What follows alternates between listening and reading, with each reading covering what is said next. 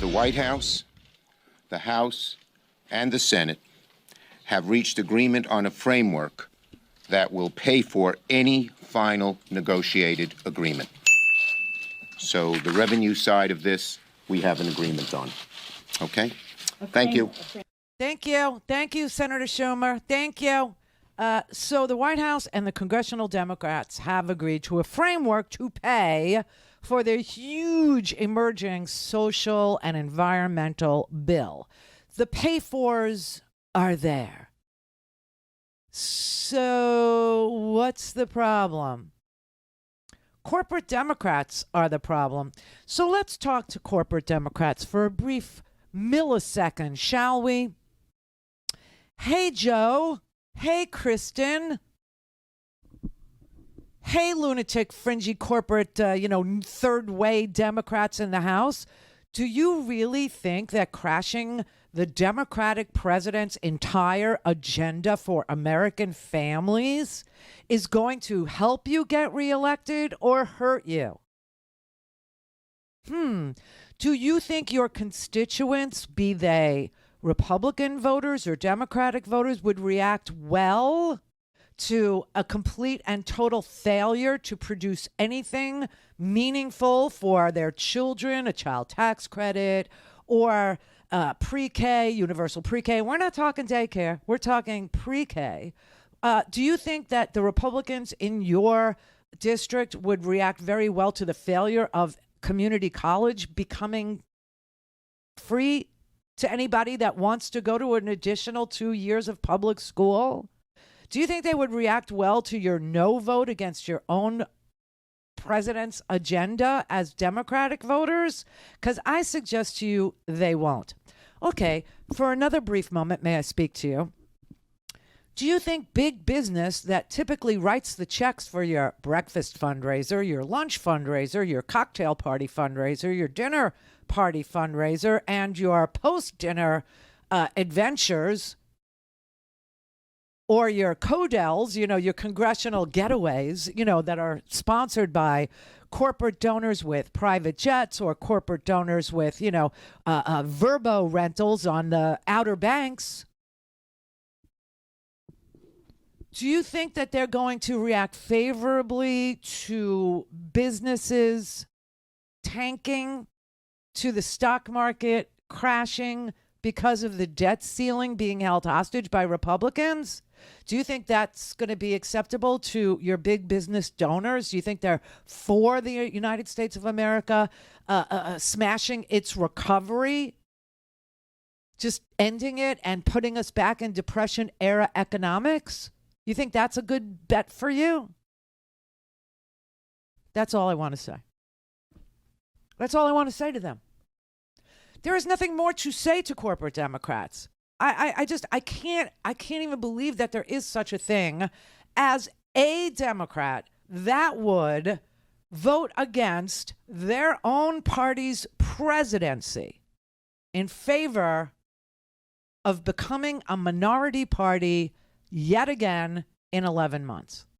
How does that make sense to them? Like, who is talking to them? Who is convincing them that a no vote on the biggest investment into American families is somehow bad for them? It's somehow not a good look for them.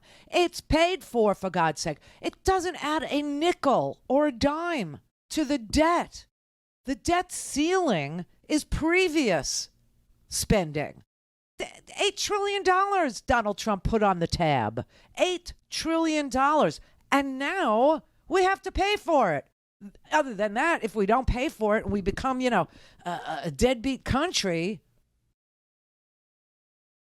The stock market crashes. The economy crashes. 6 million people are out of jobs. Social Security checks stop going out.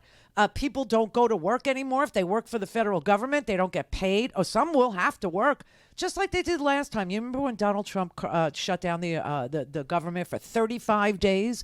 That was over his stupid wall. That was his little hissy fit that he wanted $8 billion to build a stupid wall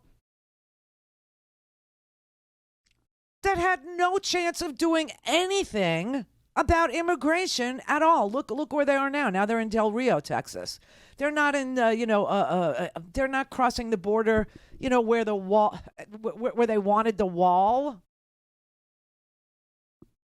They're walking here, for God's sake. Anyway, we spend $700 billion a year, every year, on defense. Most of that money goes to defense contractors. And they don't want that gravy train to end, which is why, for the first time in 20 years, we are a nation not at war. And there's still, the Republicans are asking for an increase in defense spending. That's because the defense contractors hold all kinds of fundraisers for them. Oh, let me play AOC. I mean, you got to love this girl. She's the only person I have ever seen in my entire broadcasting life go and pull out the spending from the defense budget that actually goes to contractors.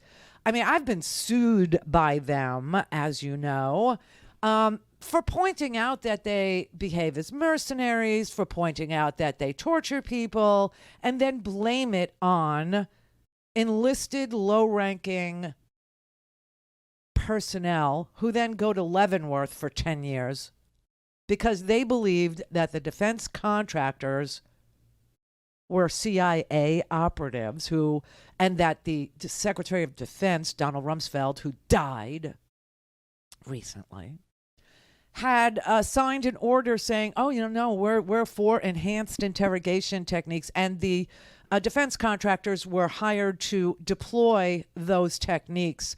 And they told our enlisted people, our low-ranking reservists, who were stationed at Iraqi prisons for some strange reason. We had to go to Iraq, and we had to set up prisons there, and then we had to, staff them with defense contractors and low-ranking reservists. The low-ranking reservists who walked the people naked on dog leashes, the low-ranking reservists who piled them in pyramids naked, the low-ranking reservists who were told to sick dogs on them. They're the ones that went to Leavenworth, and they were acting on the orders of who they thought were CIA, but they weren't. They were defense contractors. But they did go to jail, for 10 years. Not the defense contractors. Anyway, AOC went to the floor and actually started to itemize some of the defense spending that goes on here in this country and tried to show you how it's going to private businesses. It's not for, low-ranking reservist salaries. It's not for, housing or health care. No. There's a point brought up that this could potentially threaten our readiness. And I would counter that it is not the readiness that cutting our defense budget threatens. It is the profit margins of defense contractors. In fact, almost every major defense contractor here in the United States has had to pay fines or settlements for fraud or misconduct, all while getting about $1 trillion in public funding in defense contractors, in defense contracts. I have seen this personally in my work on the Oversight Committee, where we have encountered contractor after contractor gouging the public and draining our resources.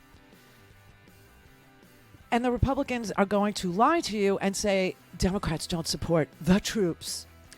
As a troop who defended the troops who actually went to jail for no good reason because defense contractors made them believe that these were, legitimate orders they were following to torture people, I got to tell you that this ruse has got to end.